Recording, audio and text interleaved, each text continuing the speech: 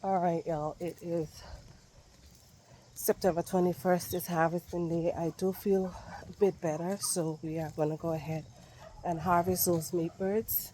We are now setting up, and it's probably about 11 a.m.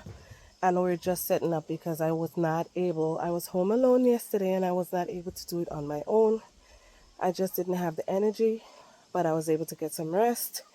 And today I'm up, hubby's back home, and we are going to be out here harvesting these birds. So the setup begins now, and then we are going to go ahead and start harvesting. Stay tuned. So the batch of meat birds we are going to be harvesting today, they have been without food since 5 p.m. yesterday, and they've only had water since then. Like I said, it's 11 a.m. What are you trying to climb up out of the window? Look at him. Yeah, they still got water in there. Still drinking water, so that's good. Everybody look alive and well. And I'm sure they're hungry because I cannot see their crop protruding from the neck area. Because that's what normally happens when they eat and they're full. The crop is always full. And as you can see, that's not going on here with them, so that's good. That's why I take the feed away from them so they're not eating. The light is still on. Let me go over to the other side. The light is still on from last night. It was on all night so they can see the water and drink all that water up. Now when we're done clearing this area out today, we're going to clean it out and we're going to transfer the other meat birds that we have in here, in that area here, until we harvest them in another day or two. And then we're going to clean this out and that'll be it for the season.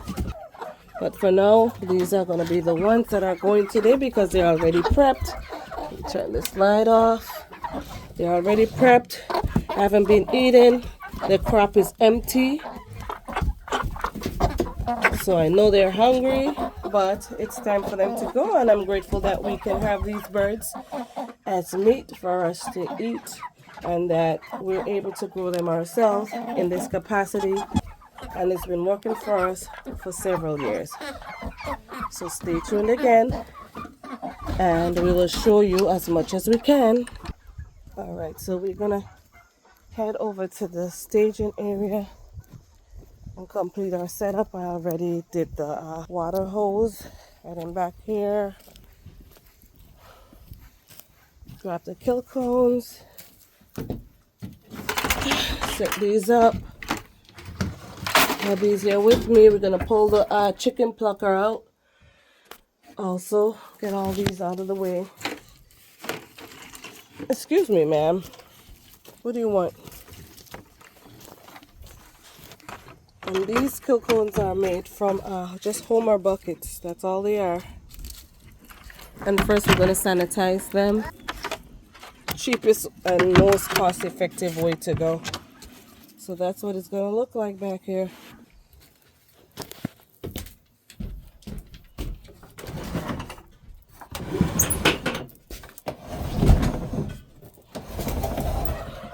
As you may know, this chicken plucker was built by hubby and I.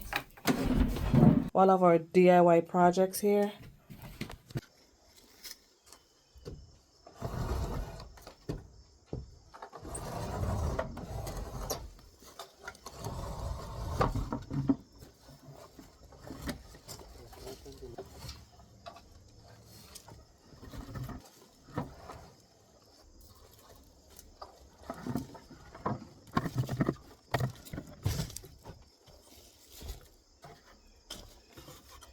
And as you can see here, we just have like a cutout bucket, 5-gallon bucket to cover and protect the motor here. Just keep it in place there so water doesn't go into it, cause any issues.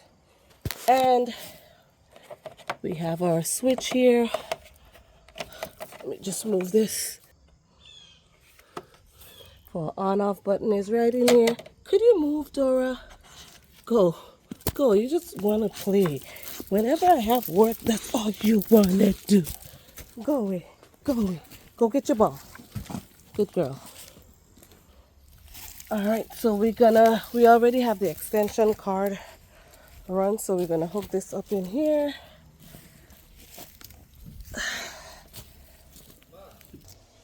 Alright, I got my apron, but I'm gonna clean it up a little bit because it has collected a bit of dust from sitting in the shed. It's been a year. Okay, that's good enough. We're almost ready.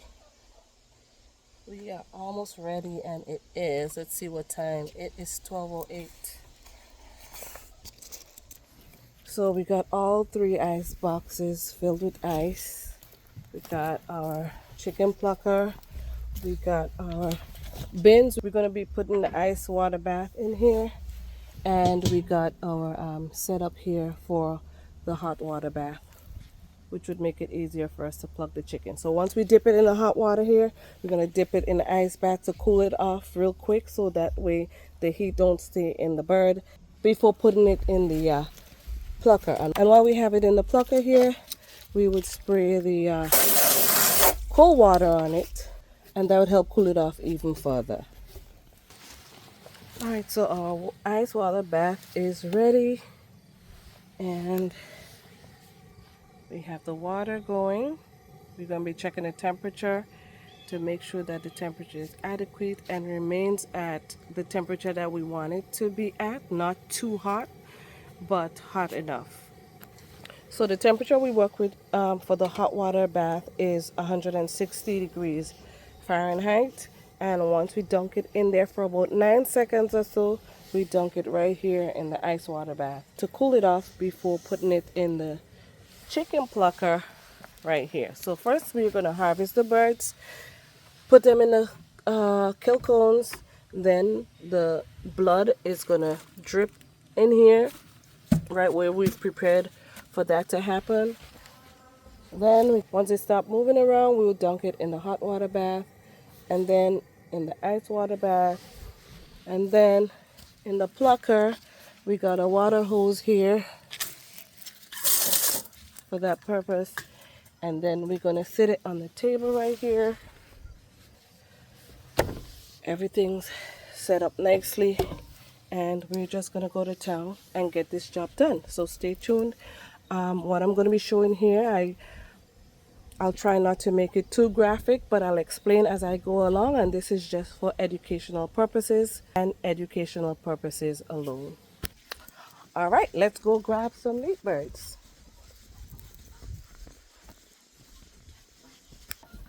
All right, y'all, this is it.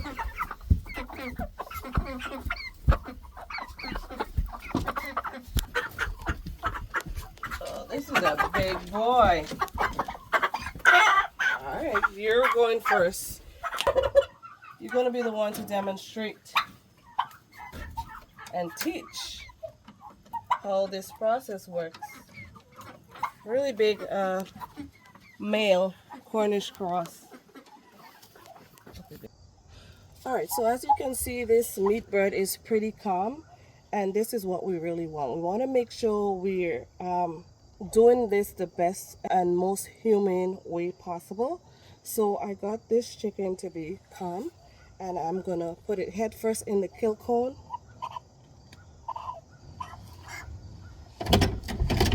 He's a big one.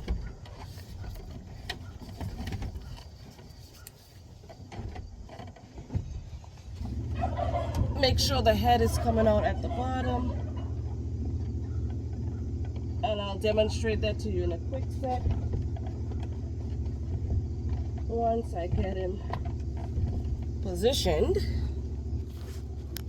So this is what it looks like in the kill cone. It's still alive, and as you can see, it's calm, and the head is right here. It's still calm. You're not hearing any noises, any squirming around, or any struggling with this bird and it's still well alive. It's just calm. And we don't want to take this process for granted. It's just something in life that, some people are into, and a way of life for some people. So as much as I'm taking a life here to survive, I appreciate the fact that I'm able to do this, and I am grateful for the meals that these birds are going to provide for my family. So we're going to go ahead and harvest this bird. So I'm not going to show where I'm harvesting this bird, but I am turning the head of the bird to the side where I can get the jugular vein, and I'm going to harvest this bird.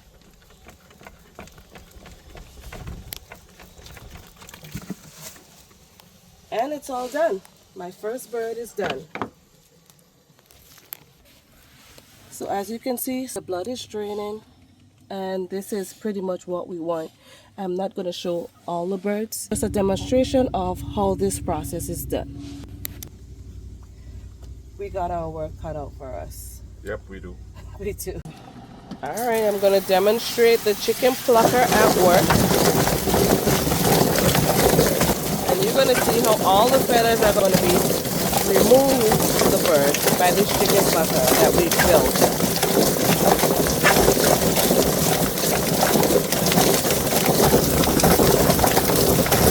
I think that's good enough. Probably got just a couple left on it. So let me show you how well this plucker works, guys. As you can see, these are just some of the bigger feathers, and you can see all the pin feathers are gone, absolutely gone. This is pretty much it. So this plucker works really well, and it makes the job so much easier for us. See this? Yeah. All this took was like 28 seconds to a minute. That's it. And then you have your bird all plucked. Now, one key point I want to make note of with these birds, when you're harvesting your chicken, just make certain that when you make that cut to harvest them, that the blood drains all the way out, because what you're going to have is pooling of the blood, and it's not going to drain properly and completely. But we're just going to get this bird gutted and on some ice. All right, so next I'm going to demonstrate how I gut the chicken.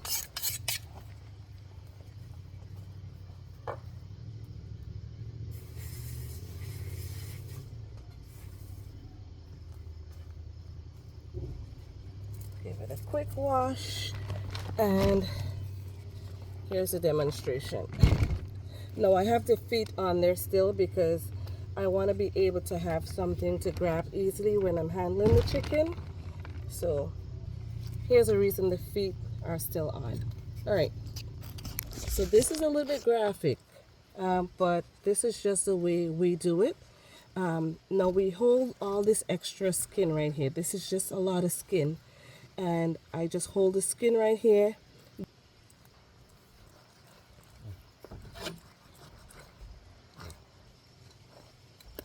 Making sure that I don't go too deep to hit the intestine.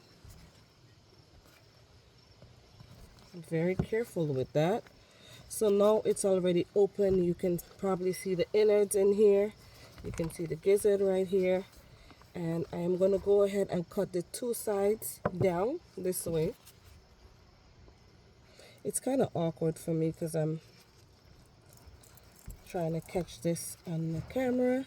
And again, you don't want to go too deep.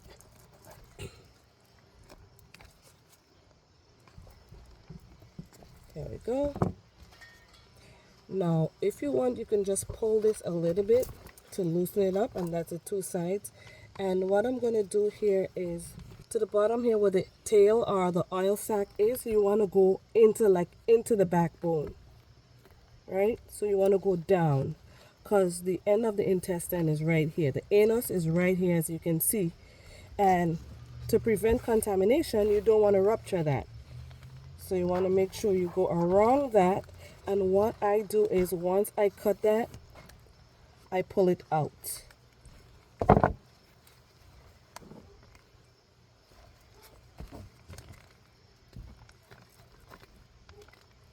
So here nothing's ruptured. Make sure I get the side. And as you can see, this is the intestine. So here it goes. Nothing's ruptured. Everything stays nice and clean and sanitary. And there you have it. Now I then stick my hand up in here, pulling out the organs, the gizzard, the gallbladder, the liver, the kidney, just everything that I can reach. And I push my hand down to the backbone,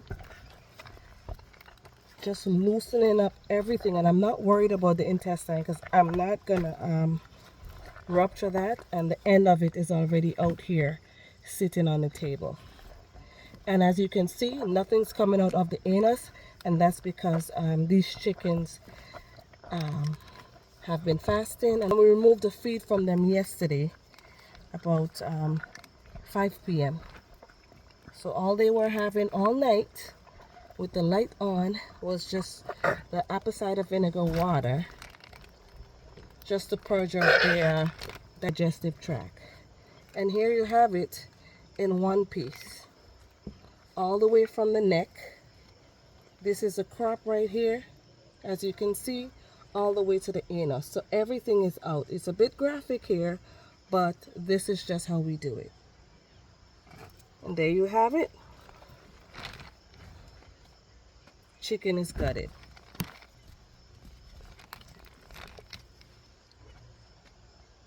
All right, y'all. For number 19, we have already gutted all of these birds. There's 18 in here. We need some more ice in here, babe. Okay. Please. Thank you. And we are on number 19, like I said. So we are about to finish up, clean up, and pack it up and call it a day. So stay tuned. So 5 hours later, we processed all 20 meat birds, and here I'm now cleaning out this space where the meat birds were housed, because we are going to transfer the other 15 meat birds into this area, but we want to first make sure that it's sanitary in here before transferring those 15 meat birds over into this space.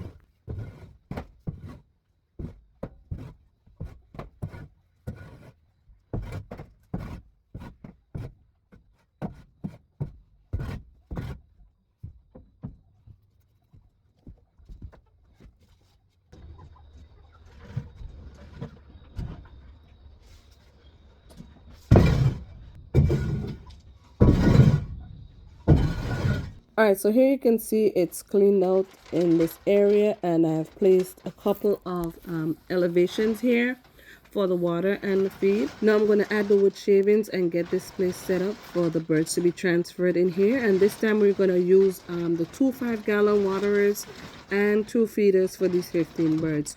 Now these meat birds are only going to be here for about a day or two. I'm thinking more like 2 days, because we are exhausted from harvesting those 20 meat birds, and we have not yet put them away properly. We just have them on ice for now, because some of them we want to cut them up in parts and separate them and package them the way we want to be cooking that chicken.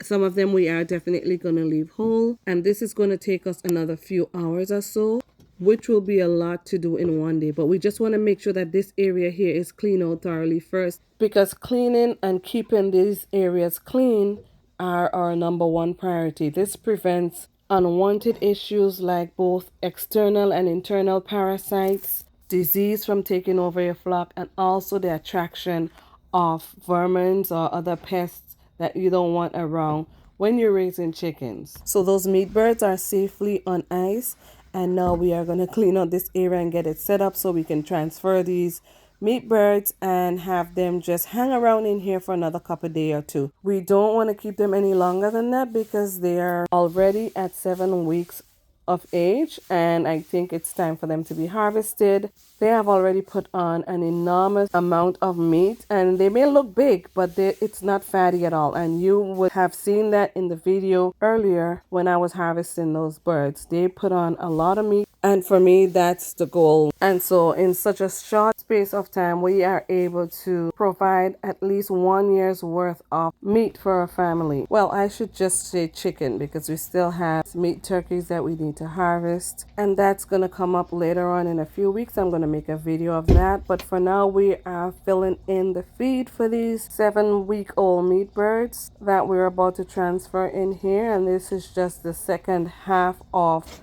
the batch that we had for this year.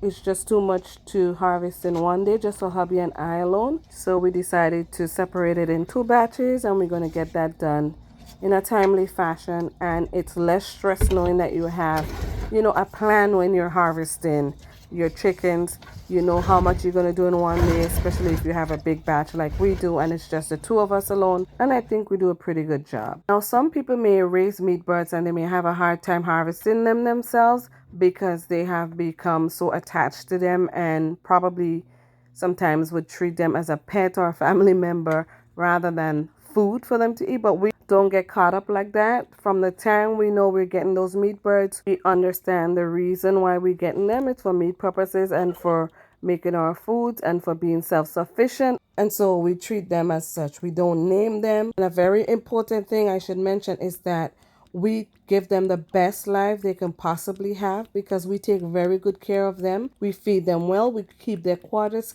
clean and we keep them healthy for the short space of time that they're going to be here. Then when it's time for harvesting, we thank them for sacrificing their lives so we can eat and we can have food, and also understanding that it's the cycle of life and that's just a way of life and a lifestyle that we choose to live. Now, let me tell you, chicken is a lot of work, which is basically just the cleaning part because they poop a lot. They poop all day, every day because they walk around and peck and eat, so they always leave their droppings behind. Get out.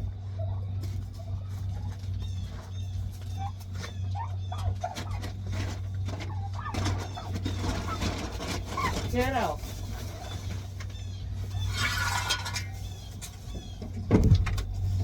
Are you in there? Huh? All right, this way. Come on, this way. Go down. Thank you. I think birds are always just like curious, whether it's the turkeys or the chickens. They're just curious for like a new space. They're always looking for a treat somewhere. They just always make themselves present and observant, and they look around just to see what's going on, pretty much. So now we are transferring the meat birds in here. So hubby is out helping me. He's just passing them on from their little space over here in the vertical area that we built just for extra space. So we're gonna transfer them, and as you can see, they are large. Look at them. They're huge, guys. I'm telling you, if you had to handle one of these, you realize how heavy they are. And they just want to get to the feed. Yep. And water. So we have 2 feeders and 2 waters in here for all of these 15 meat birds left. And they have adequate spacing, as you can see, so they're good to go, and our job is done for the day. So all in a day's work, we have harvested 20 meat birds, put them away on ice, cleaned out this space from where the meat birds were, and transferred from right in here the other 15 meat birds. So this here, we are not even going to touch this today. We're going to clean it up tomorrow and probably take a break for a day and then harvest the remainder of the 15 meat birds that's left. If you have any questions, any comments, please leave it in the comment section below. Don't forget to give this video a thumbs up, and if you're not yet subscribed to this channel and you enjoy my content, please go ahead and hit the subscribe button, choosing the all option so that you can receive alerts on all my newly uploaded content. But this is all for now. As always, thank you for watching, and I will see you on the next upload.